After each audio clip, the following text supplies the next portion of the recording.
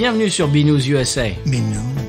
le podcast qui vous propose une critique de bière US chaque semaine. Des bayous louisianais, nous vous délivrons nos coups de cœur, conseils pratiques et l'expression cajun de la semaine. Un podcast à consommer Sans modération.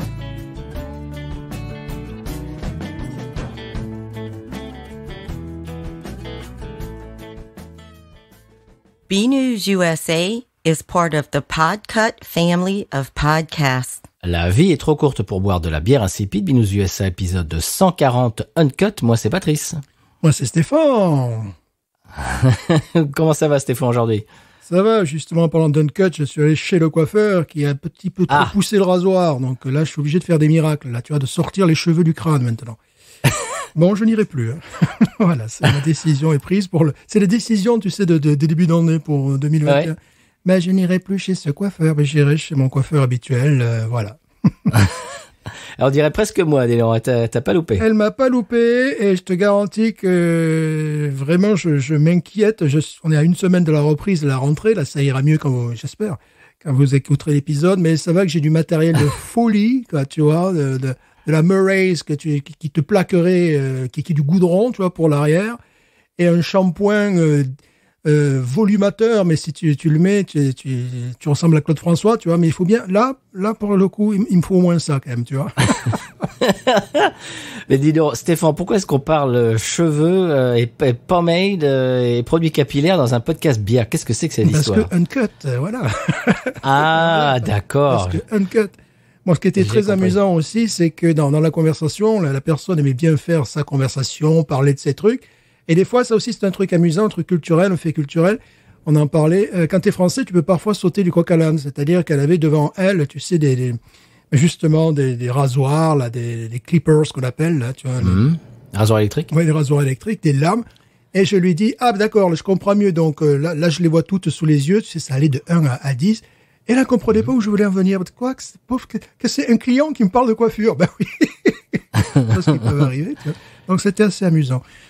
Bon, une expérience, bon, voilà.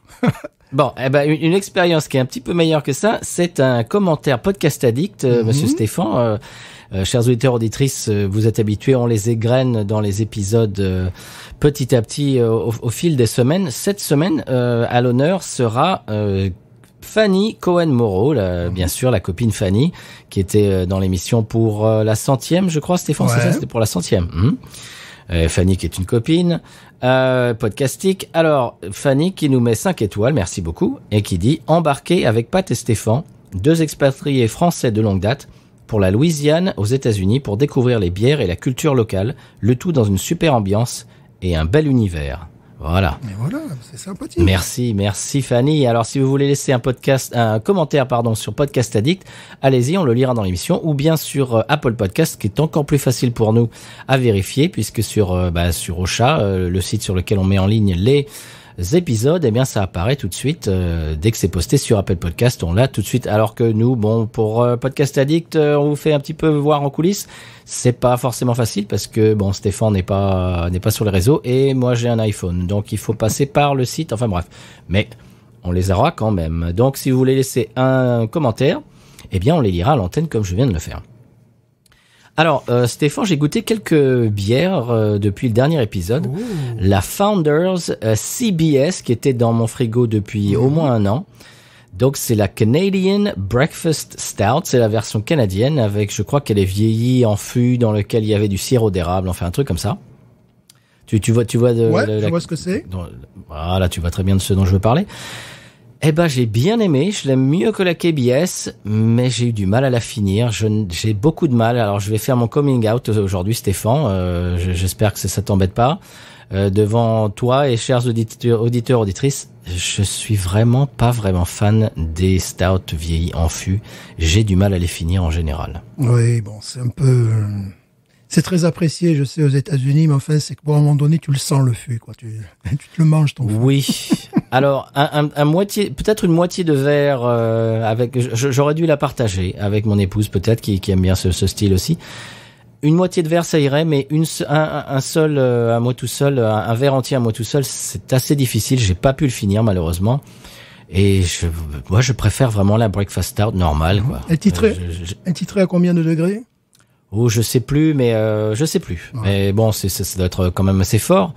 Mais je trouve que c'est balourd, c'est sirupeux, c'est empesé. J'ai l'impression de manger un repas, quoi, de manger un gâteau, quoi, presque. C'est lourdingue. Alors moi, Oui, c'est lourd. à l'opposé, tu vois, là, j'étais dans une période de New England IPA, je ne sais pas pourquoi, peut-être les fêtes de fin d'année, j'en sais rien, donc évidemment... L'effet Holy Ghost, monsieur, l'effet Holy Ghost. Voilà, je pense, oui. Là, vraiment, bon, la Ghost in the Machine, évidemment, là, je pourrais en parler pendant des heures, notamment en termes de cuisine avec. J'ai trouvé quelque chose qui est un petit peu en deçà, mais qui est plus cher, et qui est fabriqué par toujours la Southern Prohibition Brewery. Je te montre la canette, et là, je sais pas si tu l'as vue, celle-là. Ouais, je la connais, celle-là. Paradise Lost, j'ai trouvé vraiment très bonne, un peu plus lente à s'ouvrir qu'une Ghost, c'est-à-dire que la première que j'ai bu, il disait... Bon, vous allez avoir des goûts de kiwi, des goûts comme ça, de mangue notamment. Et mangue, je sentais pas mandarine, oui. Bon, je sentais un côté un peu PMP haïenne, qui est très agréable. La deuxième que j'ai bu facilement 3-4 jours après, là, oui, j'ai vraiment apprécié. Bon, le prix, ça cartouche. C'est $16,99 le pack de 4. Les 4. Sinon, la Ghost in the Machine, alors, j'ai fait presque un repas autour d'elle. Enfin, un repas, c'est-à-dire une grosse salade avec du thon braisé, hein. Avec, j'avais mis quelques mandarines, quelques ananas, un avocat, des choses comme ça. Et donc, l'huile d'olive de Rouse, qui était sicilienne, qui a tué parce qu'elle a un vrai goût de noyau et compagnie. Et donc, bon, j'avais quand même prévu que ça s'accompagne bien. Mais je m'attendais pas à ce que la Ghost et l'avocat se subliment. C'est-à-dire, là, l'avocat, c'est un avocat assez pourri qu'on a en ce moment. Tu vois, c'est pas le gros avocat mexicain, c'est plutôt un avocat commis d'office, tu vois. Tu vois le genre, quoi. Eh bien, la Ghost réveillée en l'huile, c'est le goût du noyau, quoi. Tu vois, tu as ce goût quand même dans les bons avocats, tu vois, tu as ce goût de noix, définitif, tout simplement. Oui, bien sûr. C'était absolument divin. Et j'ai trouvé que parmi les 2-3 que j'avais New England IPAs, une fois de plus, la Ghost était la meilleure, sachant qu'il ne restait qu'un pack. Je me suis dit, oh là, elle est peut-être un peu vieille. Eh bien non, on a battu les autres qui étaient beaucoup plus fraîches. Comment ça s'appelle l'autre? L'Atticus, là, Atticus Atlas. Atticus, voilà, l'Atticus.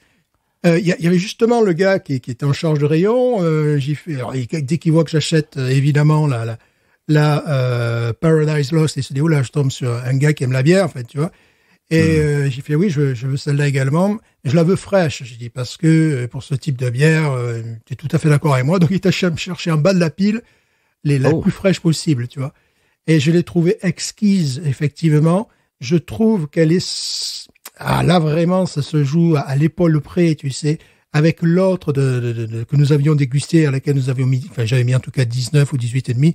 Tu sais... Hex Clouds. Voilà, qui était... Et là, je trouve qu'elle allait un petit peu dans cette direction-là. C'est-à-dire, j'ai senti du lilas, véritablement. Je n'ai pas senti le côté marin et compagnie, mais tu sens que ça se joue vraiment. C'est une belle compétition entre les deux, là. Et de ces 3 bières d'exception... la Ghost, qui était peut-être la plus ancienne des 3, enfin, au niveau des dates de fabrication, c'était encore la meilleure. C'était celle qui, surtout avec la nourriture exotique, allait vraiment le mieux. Enfin, je me suis régalé. Eh ben oui, d'ailleurs, tu m'as coupé l'herbe sous le pied parce que mon épouse est allée dans le même Rouse le même jour. Je lui ai demandé de me ramener de la Ghost et elle revient, elle me dit il y a plus de Ghost et entre-temps, j'avais eu ton email qui m'avait dit que tu m'avais dit que tu avais acheté le dernier. J'ai dit oui, je sais. Stéphane a acheté le dernier pack. Et franchement, j'aurais été triste si je n'avais pas eu la Ghost parce que les autres sont très bonnes, mais la Ghost c'est quand même encore autre chose, quoi. Voilà. Donc c'était... Bon, eh bien, peut-être que bientôt il y aura un auditeur qui va pouvoir la découvrir chez lui ou chez elle. Voilà, donc c'est vrai que lorsque tu n'en as qu'une, tu bois la bière toute seule, ça c'est clair. Mais je la surrecommande également avec la nourriture. Et évidemment, quelque chose qui va dans son sens de la bière, pas évident. Et bien sûr. Je disais à ma mère que ça correspondait. En fait, je me suis trompé. Je pensais que ça correspondait à la consommation de 2 verres de vin de 12,5 centilitres et d'un vin à 13,5. Mais en fait, non, ça ferait même moins que ça. Ça ferait 1 verre et demi, tu vois, d'un vin servi à 12, d'un vin de 13,5 degrés. servi à hauteur de 12,5 centilitres, tu vois, c'est-à-dire que tu as un tiers du verre qui est rempli, tu vois, uniquement. Parce que je me disais qu'avec une bière comme ça, tu peux te passer de vin, surtout si tu viens en Louisiane. Tu n'as pas besoin de Bien vin sûr. pour faire un repas. Alors ensuite, si j'avais un petit peu poussé, j'aurais peut-être pris une pâte cuite pour le fromage, tout ça. Mais tu sais, j'ai pas fait à la française. Entrée, fromage, dessert, pousse café, et voilà. Non. Juste sur une grosse salade, c'était divin. Alors justement, tu parles de Atticus Atlas sur les réseaux, sur le groupe groupe Facebook dont je parle souvent, de gens dans la région qui aiment les bières craft. Eh bien, il y a une espèce de débat. Il y a des gens qui disent que la Atticus Atlas, donc de chez Parrish, est meilleure encore que la Holy Ghost. Alors, je voudrais savoir un petit peu ce que tu en penses, toi. Je ne pense pas. Enfin, en tout cas, dans un cadre d'un repas, la Ghost est beaucoup plus complète. Mais non, je parle Holy Ghost, Stéphane. La Holy Ghost. La Holy Ghost. Non. Tu n'écoutes pas, tu ne m'écoutes pas aujourd'hui, je ne vous écoute pas, monsieur. Que la Holy Ghost, non. Non, parce que la Holy Ghost dégage justement ce côté marin, j'en ai parlé plusieurs fois. Alors que l'Atticus, tu sens qu'elle a la même chose, c'est-à-dire je sens ce goût, ils disent floral les Américains, mais parce que moi je suis un peu plus précis, je dis lilas, quoi, un goût de lilas. Mais tu sais, j'en avais parlé, l'autre je disais, j'avais l'impression que ce goût de lilas, c'est ça qui a porté, pour une raison ou pour une autre, qu'on partait vers quelque chose de floral, quelque chose de beaucoup plus, quelque chose de plus marin, quoi, voilà. Alors, je parle pas de la Hex Clouds, attention, je parle de la Holy... Stéphane, mais où est ton cerveau aujourd'hui? Et je ne couperai pas. Tout ça, rien de tout ça sera coupé, hein. C'est un cut, hein. Aujourd'hui, ton cerveau Alors, Stéphane, je recommence. Oui. Alors, il faut que je fasse le maître d'école. Vas-y. Alors, la comparaison, c'est entre la Atticus Atlas, celle avec, tu sais, celle avec le joli papillon, voilà. Et la Holy Ghost qu'on a bu dans l'émission la dernière fois, la Ghost Ultime boostée à fond qu'ils ont sorti pour le 100e anniversaire. Ah non, on va y arriver aujourd'hui. Non. On va y arriver aujourd'hui. Il n'y a pas de comparaison possible parce que bon, moi, dans mon esprit, c'était le croisé, tu sais, Southern Prohibition et Mais non, mais on ne vous dit pas ça, monsieur, mais non. C'est pour ça, parce que moi, effectivement, l'Atticus m'a rappelé la Southern Prohibition à laquelle on avait mis une très bonne note, tu vois, parce qu'il y avait ce côté-là, voilà, ça partait un petit peu dans Non, sinon, non, il n'y a pas de comparaison possible, non, même pas. Tu préfères la Holy Ghost à la Atticus Atlas? Oui, non, oui, même pas en rêve. Non, mais, moi, je la trouve très, très bonne, la Atticus Atlas. Surtout cette année, je trouve qu'elle est encore meilleure. Ouais. Non, c'est très, très bon.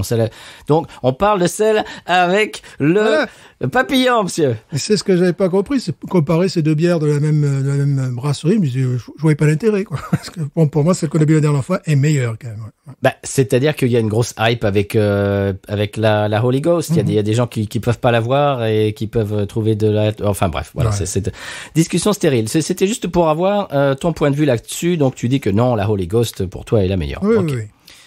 Alors, j'ai une précision d'un auditeur qui nous a envoyé un message privé sur Facebook, Karetch DSS, alors qui a dit que donc on a fait la chouffe il y a quelques semaines, on a goûté la chouffe IPA. Apparemment, donc tu nous avais expliqué que cette brasserie avait été créée par deux beaux-frères. Mm-hmm. Et alors apparemment, la brasserie chouffe a été rachetée par Duvel. Ah bon? Oui, et les deux frères ont créé une brasserie qui s'appelle Lupulus. Voilà. Ah oui, d'accord. Voilà, donc c'était pour cette petite précision. Merci à toi, Karetch DSS. Ouais, car ça ne paraît nulle part. Bon, même peut-être racheté par Duvel, il y a pire, quoi. Oui, c'est mieux qu'AB InBev quand même. Voilà. Pardon, excusez-moi. Ça, mais oui, bon, ça ne sera pas coupé. Alors, en parlant de bière, qu'est-ce qu'on boit aujourd'hui, chers auditeurs auditrices, vous l'avez vu dans le titre de cette émission. Stéphane, tu nous présentes la bière de la semaine. Alors aujourd'hui, c'est uncut, hein, donc bien évidemment, il n'y aura pas de sonal, il n'y aura pas de tout ça. Vous êtes habitués, si vous écoutez l'émission, format uncut, on démarre l'enregistrement et jusqu'à la fin, ça file. Et puis il n'y a pas de sonal, pas de séquence, c'est un petit peu, comment dirais-je, des discussions à bâton rompu, un petit peu. En roue libre. Et on continue évidemment sur nos discussions capillaires, parce que si elle avait continué un peu plus, la jeune femme, j'avais une coupe de moine. Et nous allons boire, Et bah voilà. et nous allons boire une bière de moine. Voilà. Alors, ce n'est pas la première fois, n'est-ce pas, que nous goûtons la bière de cet abbaye, puisqu'une fois, je m'étais fait venir du Grand Nord américain une de, je pense, leur ale basique. Maintenant, leurs produits sont distribués en Louisiane. Je dirais pas n'importe où quand même. Hein, Non, c'est quand même, chez Cavis, par exemple. voilà, le caviste, voilà. Alors bon, je reprends la présentation très rapidement. Le Spencer, c'est une abbaye qui a été fondée en 1950 dans le Massachusetts. Et puis voilà. Et à défaut d'avoir la Rochefort Trappiste IPA, eh bien nous allons boire la Spencer Monks IPA. La Spencer Monks IPA à 6 degrés 3, monsieur.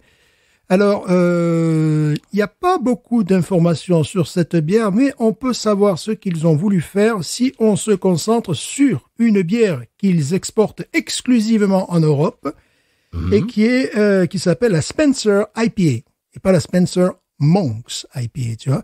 Ah, c'est différent? Ouais, c'est différent. Déjà, dans les houblons utilisés, c'est différent, mais je pense que la volonté demeure la même.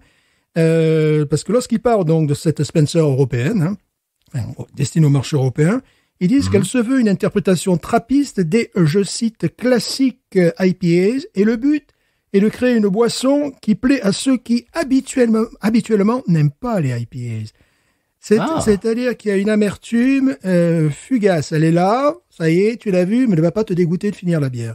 Donc, moi, je trouve que ces moines sont très observateurs des goûts et des cultures, de ce qui se fait en Europe et tout ça, parce qu'ils ont bien compris que s'ils envoyaient en Europe une IPA qui tabasse avec une amertume de folie de type West Coast californienne, les gens n'y trouveraient pas leur content. Donc, c'est très très bien observé.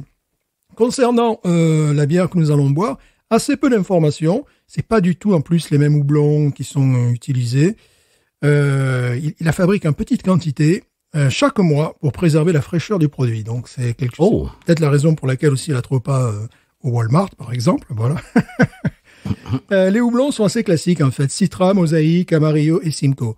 Alors que je continue la comparaison, alors que dans la Spencer IPA que vous avez en Europe, il y a par exemple la German Pearl, qui est un des houblons les plus populaires en Allemagne, tu vois, qui amène des goûts de menthe, de pain, voilà. Il y a l'Apollo, qui est sur le marché depuis 2006 uniquement, qui est récent et cher comme houblon.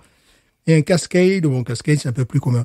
Donc, certainement, je suis en train de parler de deux produits différents, mais ce qui m'intéresse, c'est de voir premièrement le soin avec lequel ils font leur bière, et également un petit peu leur mojo, tu vois. Leur mojo serait less is more.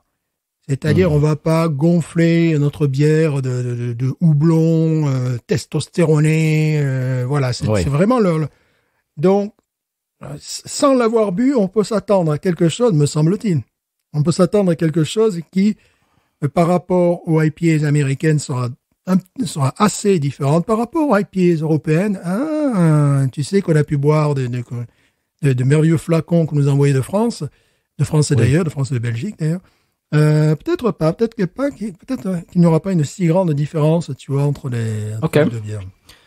Tu voulais dire leur mantra, non, au lieu de leur mojo? Oui, je voulais dire leur mantra. Oui, je veux dire leur manteau, en fait. Je veux dire leur manteau. Oui, leur manteau, voilà. J'ai regardé sur le fond de la canette. Celle-là était encanée le 25 août 2020. Donc, elle est peut-être pas de première fraîcheur. Ouais. Mais bon, c'est pas grave. Il y a pas très longtemps, j'ai bu une Ghost qui me restait, je crois, d'août, et elle était fantastique. Donc, voilà. Ouais. Je la trouve même meilleure que les brassins plus récents. Je trouve qu'en août, je sais pas pourquoi, ils ont fait une exceptionnelle. On va voir si les brassins suivants seront un petit peu mieux. En ce moment, je la trouve un peu en demi-teinte, la Ghost, les nouveaux brassins, ceux de novembre.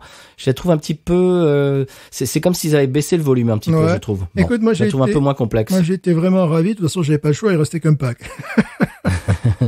Alors, la note de notre Spencer Monks, 87 sur Beer Advocate. Very good. Bon, voilà, moi, on se mouille pas. Sur Rate Beer, tes Rate Beer sont plus taquins. 72 sur 100, 69 pour le style, ce qui correspondrait à un B+, tu vois, un truc... Ouais. Tu vois, genre peut mieux faire, quoi. Oui, bon élève, bon, on va pas t'empêcher de passer en classe supérieure, mais bon, tu vas pas avoir la mention non plus très bien, quoi. Voilà, mais on sait aussi qu'ils sont, je sais pas s'ils sont plus durs, plus injustes, j'en sais rien, mais bon. Alors, chers auditeurs auditrices, on s'est pas appesanti sur la brasserie parce qu'on a déjà fait, comme tu disais tout à l'heure, Stéphane, on a déjà fait un épisode dessus. Sur la brasserie, dans lequel tu nous expliques un peu plus de détails. Je vous réfère à cet épisode si vous ne l'avez pas encore écouté, bien entendu. C'est pour ça qu'on refait pas l'historique de la brasserie. Et je me rappelle, dans cet épisode, tu nous avais dit qu'il faisait une IPA. Et moi, j'avais trouvé que IPA faite par des moines américains, c'était quelque chose qui m'avait vraiment... comment dirais-je, ça m'avait atteint mon imaginaire, ça m'avait donné envie de la goûter. Donc c'est chose faite aujourd'hui. Je l'ai vu dans le caviste dont je parle ces dernières semaines. Eh bien, j'ai sauté dessus en fait, et on va la goûter tout de suite. Qu'est-ce que tu en penses? Oui, alors elle aurait été introduite en 2019, pardon, début d'année, donc avant la Rochefort Trappiste IPA. Donc voilà. Ah ouais. Pour être clair. Okay. Dans quel verre vas-tu la verser? Alors, c'est une grosse canette. C'est une canette, c'est pas 12 onces, c'est un peu plus que ça. C'est combien, voyons? C'est une pinte. Voilà. Donc, c'est plus de 12 onces. Donc, j'ai toujours mon verre fidèle, Paris, qui est un gros verre ballon dans lequel tient, bien évidemment, une pinte entière. Voilà. Mais oui, parce que c'est pas du snobisme, ou c'est pas cela raconter d'utiliser des verres à dessin. Ne souhaitant pas faire, n'est-ce pas, dans l'ultra-crépandiarisme, terme que j'emprunte à Étienne Klein, physicien et philosophe des sciences, qu'est-ce que l'ultra-crépandiarisme? Mais Stéphane, nos éditeurs le savent. Ben, tu sais, j'espère... Bon, forcément, comme nous sommes dans un monde démocratique, forcément, ils doivent faire de l'ultra-crépandiarisme. C'est lorsque tu parles d'une chose dont tu n'as aucune idée, mais que malgré tout, tu construis un discours dessus. C'est, ça peut donner... Bon, moi, je suis pas médecin, mais je pense que... Ouais.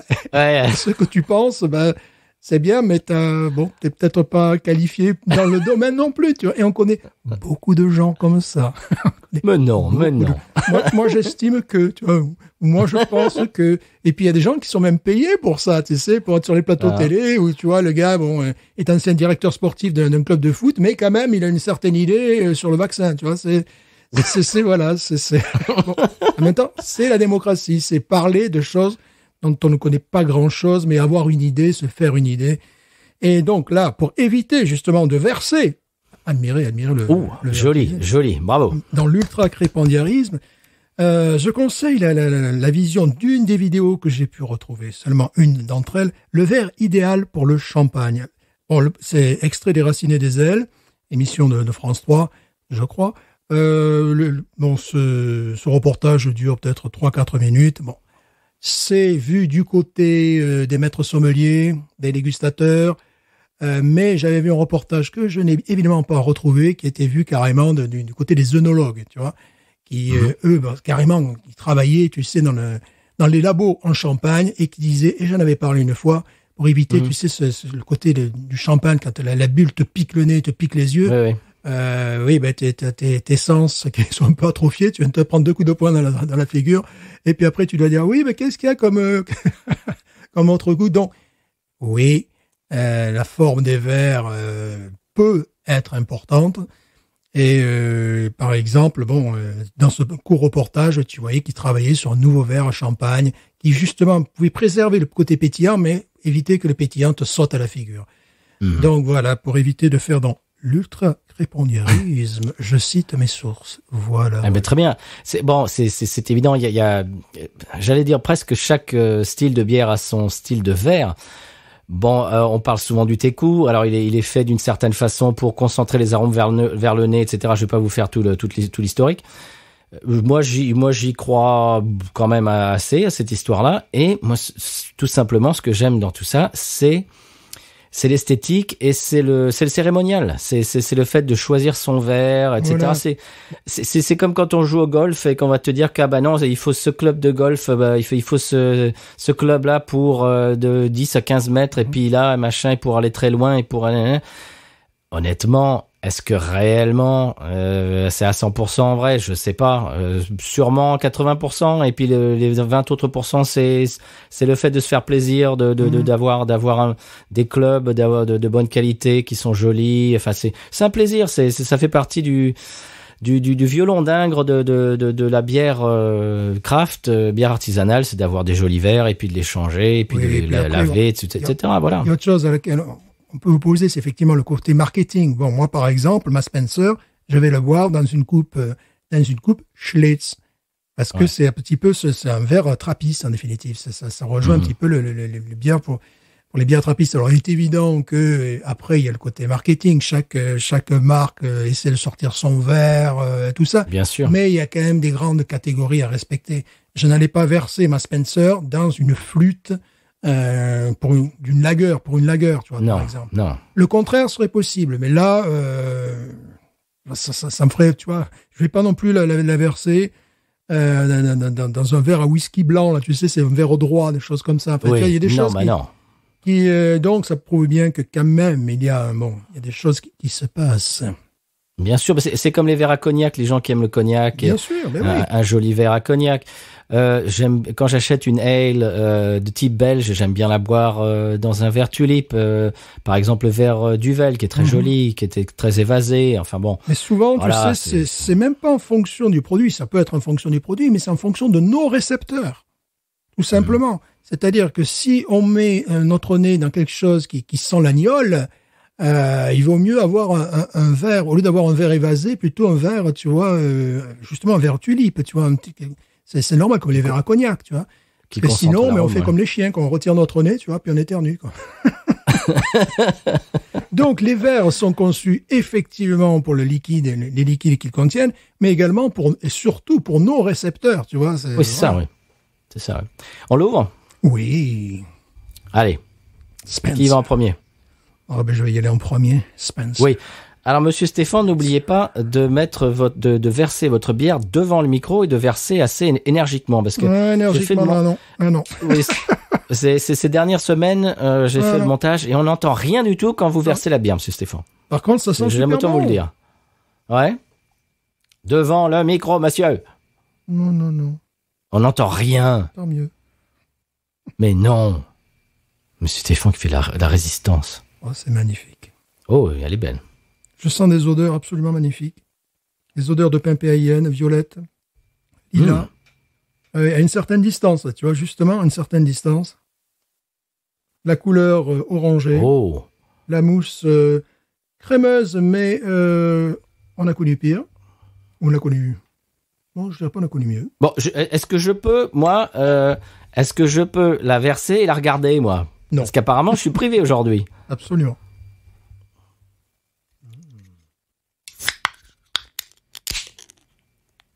Alors, chers auditeurs, auditrices, vous en aurez pour votre argent. Moi, je vais vous faire du moussage et du gloupissage.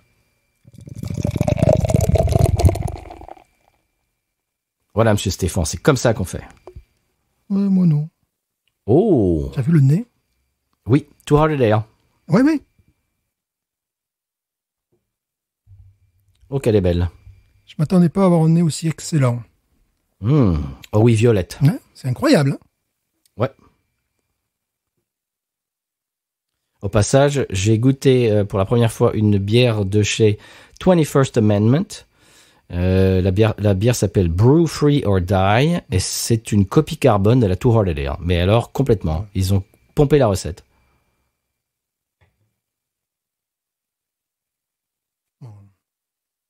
Un nez exquis, un nez divin. Oui.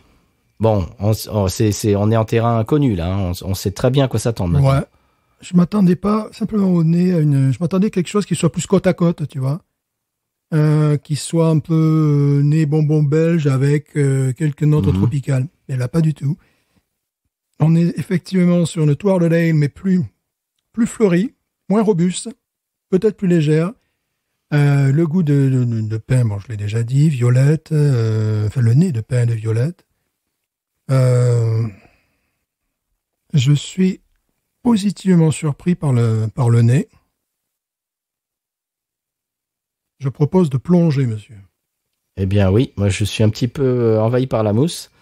Moi, non. Mais la mousse est magnifique. Bah oui, parce que tu l'as versé la chochotte, comme d'habitude.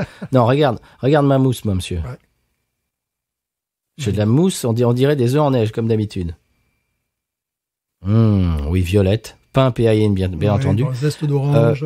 Oui, voilà, orange, zeste d'orange, mandarine, j'allais dire. ouais, voilà. Bon, mais allons-y. Ah oui. Si en bouche, c'est la même chose que dans le nez, ça promet quand même. On y va.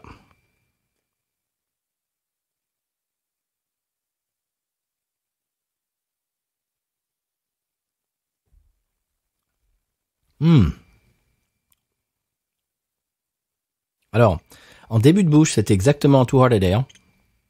Et en fin de bouche, elle est très différente, je trouve. L'amertume est beaucoup moins présente. Mhm. Il y a une espèce de douceur, genre violette, fleurie, un petit peu. Maltais. Elle est très fine. Ouais, très maltais, très fine. D'aucuns diraient aqueuse. Je ne suis pas forcément d'accord. Moi, je dirais fine, plutôt. Ouais, fine, ouais. Elle a moins de matière, évidemment, qu'une Too Hard a Day. Maltais. Vraiment très bien. Presque une bière de soif, dis Oui, donc, c'est tellement elle ça, passe... c'est ça. C'est ça. Très agréable. Ça change. Alors, j'aimerais bien essayer un brassin plus récent pour qu'on voit si elle a un petit peu vieilli. Je vais pas dire ça dans le mauvais sens du terme, mais si certains houblons sont un petit peu amoindris par le temps, on va essayer d'en trouver plus récentes. Qu'est-ce que t'en penses? Ouais, mais je pense que si elle était vieille, on aurait encore plus le goût de malt, plus le goût de pain, on aurait moins ce goût aérien, floral. Donc, je ne sais pas, parce qu'en même temps, avec les trappistes, tu sais, il faut que ça vieillisse, quoi. Et c'est vrai qu'avec les New England IPAs, même les West Coast, c'est moins vrai. Il faut que ça soit bu assez jeune. Je la trouve vive aussi, tu vois. Très vive. Très intéressante. Je m'attendais pas du tout à ça. Non, moi non plus. Je m'attendais à beaucoup plus gros sabots, Ouais. beaucoup plus West Coast. Voilà. Tiens, t'en veux de l'amertume, vas-y. Peut-être pas ça, parce que j'avais été prévenu par mes lectures, n'est-ce pas? Mais je m'attendais à quelque chose de beaucoup plus pâteux. Tu vois, avec quelque chose à mâcher, certes, mais pas forcément. Mais que là, elle est aérienne. Oui. J'ai un goût de presque de clémentine Oui, presque. c'est ça. J'avais dit mandarine, clémentine, hein, Mhm. c'est ça. Et bon, faut dire qu'au Massachusetts, ils ont tout intérêt à faire des bonnes bières parce qu'il y en a beaucoup. Il y a beaucoup de bonnes bières dans le nord des États-Unis. Ah oui, en Nouvelle-Angleterre, oui, c'est pas ça qui manque. Eh ben, ça me plaît beaucoup. Je m'attendais pas à ça, je m'attendais à beaucoup plus gros sabots, beaucoup plus caricatural. Oserais-je dire que c'est une bière désaltérante? Oui, bah c'est ça, c'est ce que je disais, c'est une bière de soif. C'est... T'as envie de la boire d'un coup. Alors là, est-ce qu'il reste encore une trace, tu sais, du style abbaye? Peut-être dans le milieu de bouche, tu sais. Parce que fin de bouche, il y a beaucoup d'amertume. Elle est assez, pour une bière trappiste, aqueuse, je trouve. Bon. Et ça me dérange absolument pas. Et il reste quelque chose, une trace d'abbaye, dirais-je, n'est-ce pas? Mais bon, si je le savais pas, c'est peut-être mon cerveau qui bug à ce moment-là.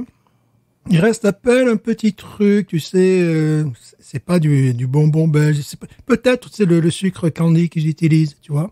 Voilà, je pense que c'est ça qui reste. Voilà, qui me rappelle que c'est potentiellement fait par des moines trappistes. C'est vraiment ce truc, mais c'est tout, en fait. Hein. Honnêtement, pour les gens qui n'aiment pas vraiment les IPA, ça pourrait être une bonne entrée en matière. Oui, et je soupçonne celle-là d'être plus amère que la version européenne. Vu leur discours. Alors, ils nous expliquent qu'il y a des fleurs de lys sur la canette parce que c'est comment ils appellent ça? Oui, c'est le sigle de le blason, les armes. Voilà, leur blason, tout ça. Je pensais que c'était une bière d'aristocrate, tu vois, de royaliste. Bah non. Ou de Louisianais. Ou de Louisianais, ouais, bien sûr. C'est l'un ou l'autre. Alors, la version, j'ai dit la version alors que c'est une bière différente, parce que les ingrédients sont totalement différents. L'IPA, la Spencer IPA pour l'Europe, serait, selon moi, servie en bouteille et non pas en canette, parce que je suis allé sur leur site. Là, ils étaient très prolixes sur cette bière. Sur la nôtre, absolument pas. Alors, à mon avis, elle est servie en bouteille en Europe à cause de ce vieil a priori qu'ont les Français, les Belges, etc. et plus si affinité sur les bières en canette. J'imagine que tu montres ça en Europe.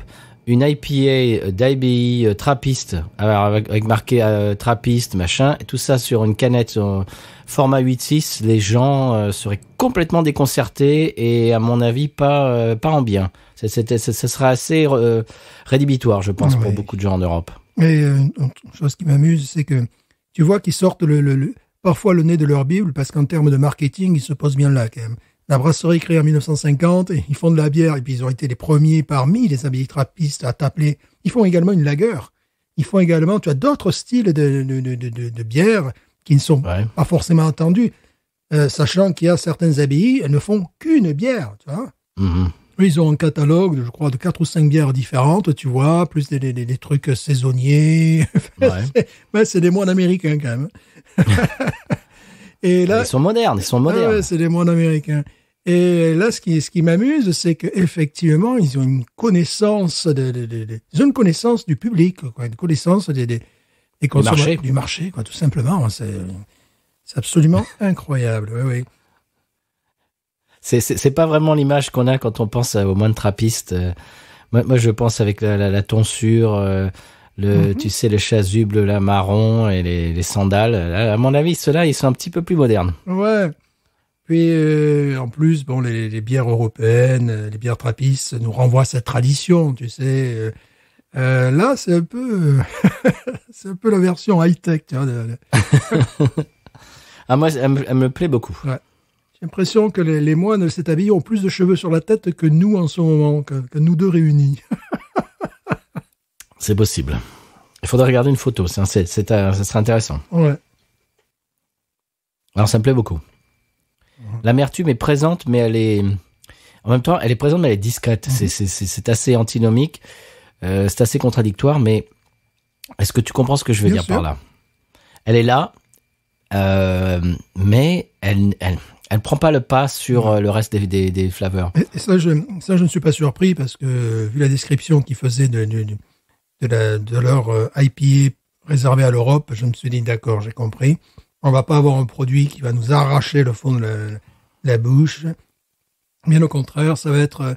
Alors, le défaut j'imagine que cette bière est vraiment là peut-être à mi-chemin, parce que si elle a une note moyenne plus aux États-Unis, c'est qu'elle ne correspond pas aux critères de l'IPA, dans le sens où justement il n'y a rien de pâteux, il n'y a rien une amertume folle, parce que je la trouve très, très légère, très aqueuse en même temps. Ce qui, pour des amateurs d'IPA, c'est peut-être pas un défaut, mais un manque de caractère, tu vois, un manque de puissance. Je pense que j'aurais été très curieux de goûter leur modèle européen. Enfin, leur modèle européen, la bière exportée en Europe, je dis leur modèle européen, non, ce sont 2 IPAs, mais elles ne sont pas les mêmes blonds. Là, je pense, sans avoir goûté l'autre, qu'ils ont peut-être mieux ciblé leur public européen qu'américain. Parce que les Américains, même les Américains qui aiment les West Coast et les East Coast IPAs, il faut qu'il y ait du rentre-dedans. Ce sont souvent des hommes qui maintenant ont peut-être 40 ans, tu vois, depuis le temps que je dis qu'ils ont une trentaine d'années, bon, eux aussi finissent par vieillir, quoi, qui ont parfois une culture du chichon, pardon, je ne l'ai pas dit. Mais voilà, c'était un petit peu ce genre. Bon, on pourrait même pousser plus loin dans les critères. Ils sont barbus, ils sont ventrus, ils sont chevelus, voilà. Oui, ça c'est le gros stéréotype. Ouais. C'est de moins en moins vrai, j'ai envie de dire, parce que sur les réseaux sociaux, on voit beaucoup de femmes qui ont la vingtaine, la trentaine et qui sont à fond de bière craft et qui prennent des photos Instagram avec des tas d'IPA, etc. Donc j'ai envie de dire que c'est de moins en moins vrai. C'est de moins en moins caricatural. Parce que j'étais à Canada la dernière fois, les personnes dans le rayon, c'était uniquement des femmes. Et des femmes Moi, je ne vais pas demander leur âge, car on ne demande pas l'âge à une dame. Bonjour madame, à quel âge vous avez? Sinon, c'est pour le sondage. Bon, allez, fin de vingtaine, milieu trentaine.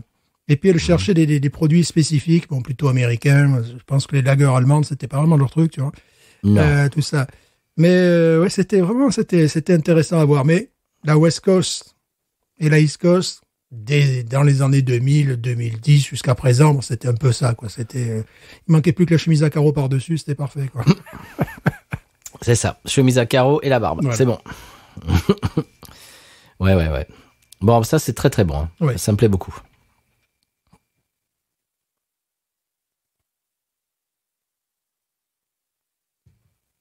Wawaroniserions-nous? Qu'est-ce que tu as en rétro-olfaction? Je te vois rétro-olfactionner, là, sur Skype. C'est la mandarine qui sort, la mandarine clémentine. Il y a de la menthe fraîche aussi. Il y a quelque chose d'autre, effectivement. Menthe fraîche qui rafraîchit. Oui, chlorophylle. Bon, on appelle ça chlorophylle par association avec les chewing-gums, mais en fait, ce qu'on veut dire, c'est de la menthe fraîche, quoi. Ce ne serait pas de l'eucalyptus? Oui, peut-être, parce que la chlorophylle n'a pas de goût. C'est une substance qui rentre dans la... Comment ça s'appelle? La composition? Oui, mais non, c'est pas ça, c'est... Comment dirais-je? Voilà, c'est tu sais, les plantes qui reçoivent le soleil qui transforment ça, etc. Ça, c'est un nom, j'ai appris ça à l'école et là, ça ne me vient pas. Il y a des gens de l'autre côté de leur podcast qui sont en train de hurler. La quelque chose. Phytosynthèse. Phytosynthèse, voilà, c'est ça. Merci, professeur Stéphane. Je vous en prie. Je ne fais pas preuve d'ultra-crépandiarisme. Non, mais que nenni, mais loin de vous cette idée. Je suis biologiste, physicien, philosophe, intellectuel. J'interviens sur tous les débats. Tu as des idées sur tout et surtout des idées. Voilà, quand on disait Coluche, surtout à chaque fois.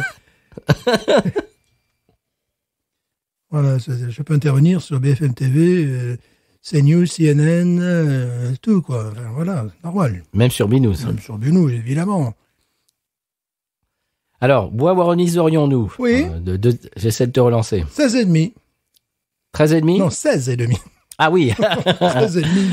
Le gars, là. Oui, je me disais, dis donc, la vache. Non, quand même pas. Il est le mauvais poil, monsieur Stéphane. Non, 16,5. Ouais. Je suis d'accord. Ouais, c'est très bon. Est-ce que j'en rachèterai? Non. Pourquoi je n'en rachèterai pas?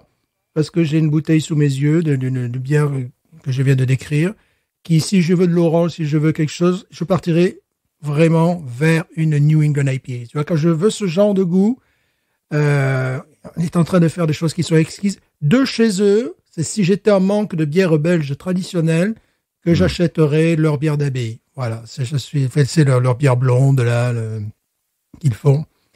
Voilà, parce que je trouve formidable, cette bière formidable, mais après, je me place à la situation du consommateur. Bon, s'il m'offrait un pack par semaine, ça va, je dirais, voilà, je serais pas critique, tu vois.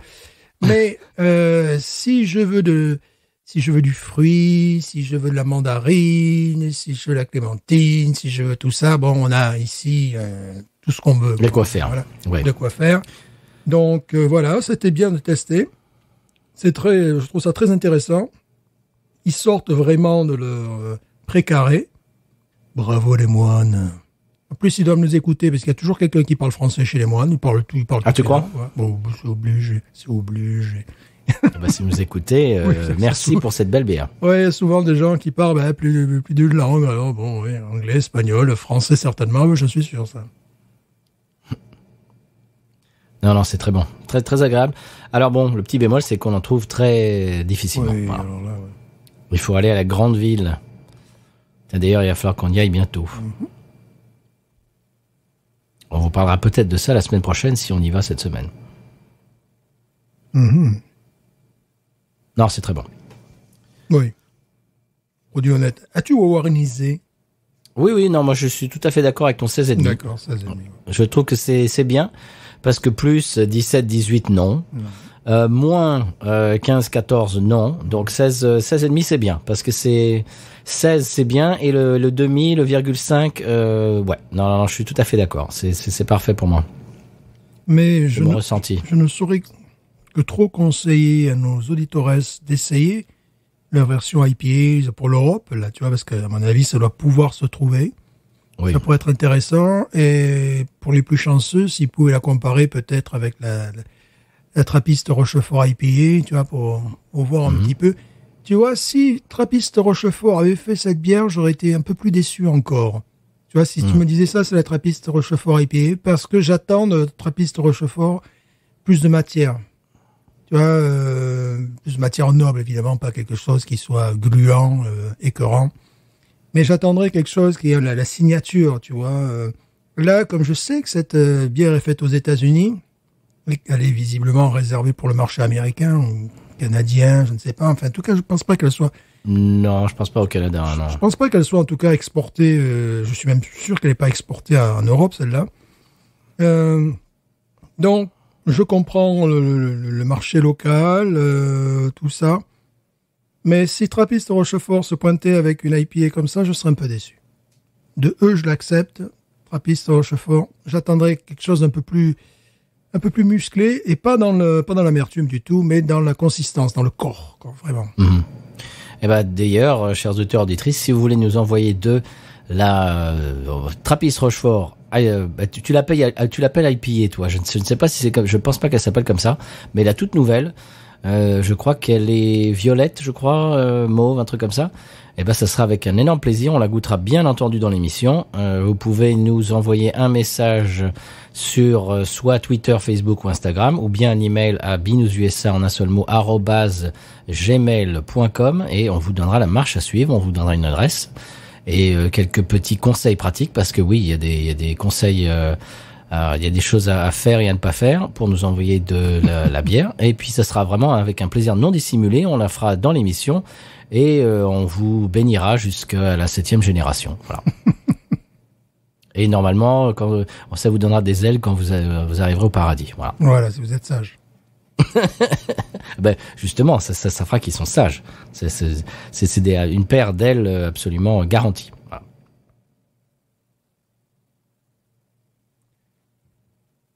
Non, c'est très bon. L'amertume demeure en bouche, ce qui est très agréable. Je trouve qu'il y a un niveau d'équilibre de l'amertume qui n'est pas qui est là, mais qui n'est pas complètement qui ne prend pas le pas sur tout le reste. Je trouve que c'est quand même bien. Il y a un bel équilibre. Voilà, c'est le mot que je cherchais. En fait, celle de la brasserie de Rochefort, la nouvelle s'appelle la Triple Extra. Extra. Voilà, non, bon. Oui. Voilà. Oui, parce que si vous cherchez Trappiste Rochefort IPA, vous ne trouverez pas. C'est Stéphane qui a décidé de l'appeler comme ça, mais c'est pas son nom. Et je pense que c'est ce qu'ils ont voulu faire, mais bon, peut-être que je me trompe complètement. Et là, je ferai preuve, effectivement, de ultra crépant diarrhéisme. On vous aura prévenu, début d'épisode, on vous a dit. Voilà. On allait raconter un peu n'importe quoi. Voilà. En plus, il n'y a aucune note parce qu'ils en ont pas.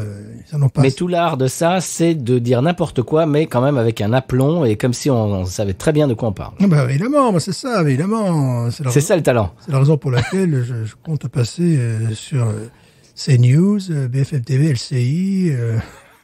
Et pourquoi pas sur B-News? Sur B-News, ouais. Sur B-News. Non, bon, peut-être que je me plante complètement, que c'est encore autre chose. Voilà, la bille de Rochefort triple... Attends, comment il l'appelle? Non, c'est triple extra, donc je sais pas. En fait, triple extra, tu sais, ça marche en français aussi. Ouais, triple extra, oui, mais c'est bon. Triple extra. Alors, c'est Trappiste Rochefort, c'était fort. Ouais, c'est en français. Triple extra, mais par contre, je sais pas, te dire, the golden citrus. Ouais, en fait, ce qu'ils y mettent dedans, c'est quand même, voilà, c'est ce qu'ils aimeraient quand on retrouve, quoi. Donc, peut-être que je me plante alors dans ce cas-là.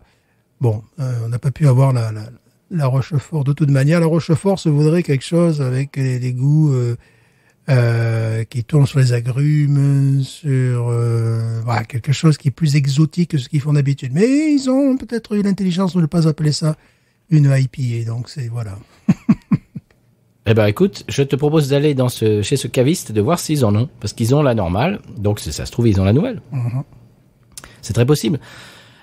Stéphane, est-ce qu'on a d'autres choses à dire? Est-ce qu'on a d'autres sujets à aborder aujourd'hui? Je ne pense pas.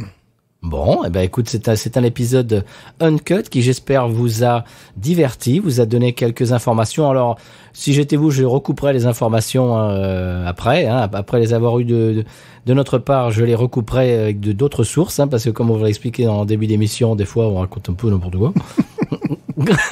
on essaye de vous amener des infos, comment dirais-je, exactes, véridiques, mais bon, des fois, c'est comme tout le monde, des fois on se prend les pieds dans le tapis, c'est normal. Voilà. Stéphane, j'ai l'impression que tu l'aimes, mais sans plus, parce qu'il t'en reste. J'ai l'impression que tu viens juste de la verser. C'est pourquoi?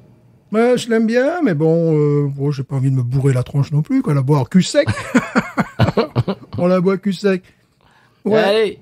C'est vrai que peut-être là, il y a eu un parallèle fait avec la bière Rochefort, là, qu'il faudra peut-être voir, mais c'est pas idiot, les autres, quand même. Tu vois, ils font une bière épicée, compagnie, mais on l'appelle pas IPA. Donc, moi, après, c'est moi qui l'interprète comme étant une bière IPA, tandis qu'eux, ils se mettent vraiment les pieds dans le tapis.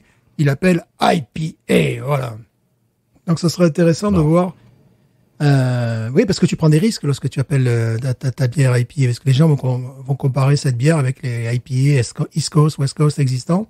Bien sûr. Et ils vont dire, mais ça n'a pas du tout le goût, voilà. Voilà. Ah non, elle s'appelle pas IPA, la Trappiste Rochefort, monsieur. Que nenni. Ils sont pas aussi bêtes, même s'ils ont voulu faire une bière avec plus de goût d'agrumes, plus sortir un petit peu de leur zone de confort, comme on dit en franglais. Très bien. C'est très très beau. Moi, je l'aime beaucoup. Bon, malheureusement, on la trouve quasiment nulle part ici. Mais, alors, il y a quand même du progrès parce qu'avant, comme tu disais au début d'épisode, la normale, la Spencer normale, il a fallu que tu la commandes par la poste. Ouais. Alors que maintenant, elle se trouve chez les cavistes. Bon, il faut savoir où aller. Mais maintenant, elle se trouve.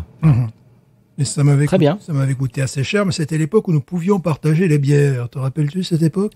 Oui, je m'en souviens de cette époque révolue. Voilà. Très bien. Eh bien, je crois que ça finit l'émission.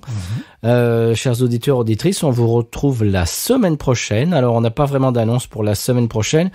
J'avais pensé peut-être, Stéphane, que d'ici là, on pourrait faire un mini-sode où on tire en direct peut-être...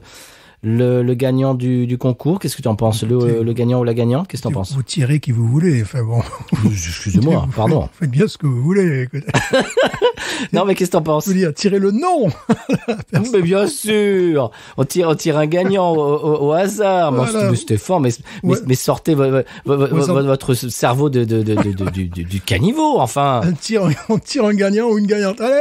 Mais non, mais monsieur Stéphane, ça ne va pas. Mais heureusement que j'ai mis explicite sur cet épisode. Que se passe-t-il, quoi? Que se passe-t-il? Je te rappelle que les armes sont en vente libre ici, en plus, tu vois. Stéphane. Allez, hop, voilà, tu l'as gagné, ton IPA, tu l'as bien gagné.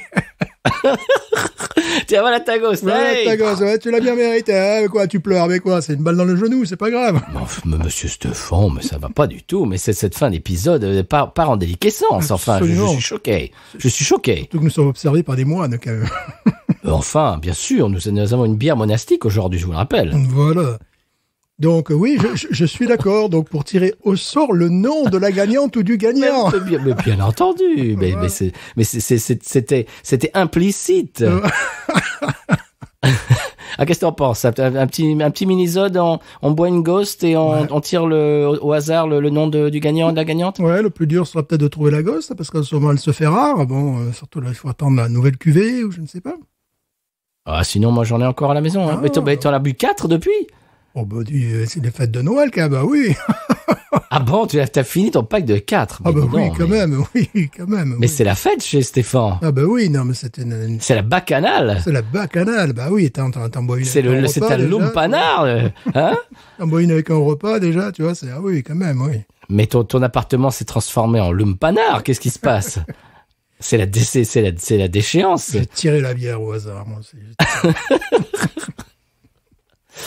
Bon, on fait ça si tu en trouves, sinon, je sais pas, moi, une bière de notre choix. Si t'as plus de ghost, si t'en trouves pas, on peut faire une bière de notre choix, et puis on tire au sort le nom du gagnant de la gagnante. Qu'est-ce que t'en penses? Voilà, absolument.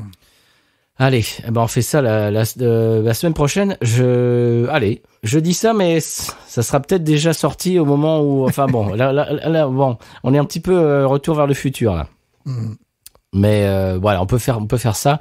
Si ça se trouve, l'épisode dans lequel on est en train de duquel on est en train de parler est déjà sorti parce qu'on a sorti ça avant pour annoncer le résultat. Je ne sais pas, je ne sais plus. C'est 2021, c'est n'importe quoi. Très bien. Eh bien, Stéphane, bien belle IPA trappiste. J'étais très curieux de la goûter. Maintenant, c'est chose faite. Je suis satisfait. Je l'aime bien.